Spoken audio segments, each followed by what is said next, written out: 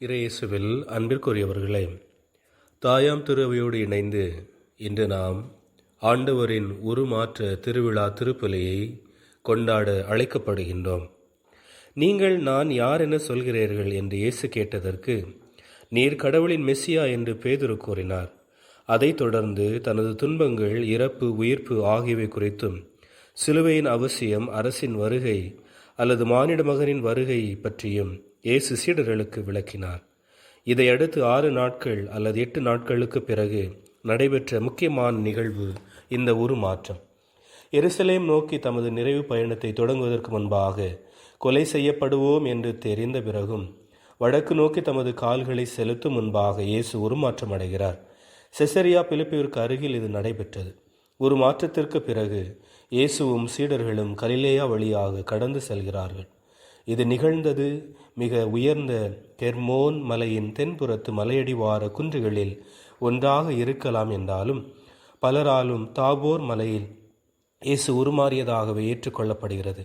இந்நிகழ்ச்சியில் 3 வியப்புகள் நிகழ்ந்தன. முதலாவது, இயேசு உருமாறினார். அவரின் முகமும் ஆடைகளும் நம்ப முடியாத அளவுக்கு மின்னின. இரண்டாவது, மோசே மற்றும் எலியா இருவரும் வந்து பேசிக்கொண்டிருந்தனர். மூன்றாவது, இவரே என் மைந்தர், நான் தேர்ந்து கொண்டவர் இவரே என்று ஒலித்த குரல். துன்பத்தை துணிவுடன் சந்திக்க தன்னிலை மாற்றமடையும் இயேசு சக மனிதர்களின் உடனிருப்பு மற்றும் ஆறுதலான வார்த்தைகளையும் மேலும் இறைவனின் துணையையும் பெற்றுக்கொள்வதை இந்நிகழ்வு விளக்குகிறது. மேகம் மற்றும் நெருப்பிலிருந்து பேசி இறைவன் தமது பிரசன்னத்தை வெளிப்படுத்துவார் என்ற அக்காலத்தின் நம்பிக்கையை அடுத்த கட்ட வளர்ச்சியாக மோசே மற்றும் எலியா போன்ற மனிதர்களின் வழியாக இறைவன் நம்மிடம் பேசுகிறார் என்பதை இந்நிகழ்வு வெளிப்படுத்துகிறது. இப்பெருவிழா 4 அல்லது 5 நூற்றாண்டுகளுக்கு முதல் கொண்டாடப்படுவதாக நம்பப்படுகிறது.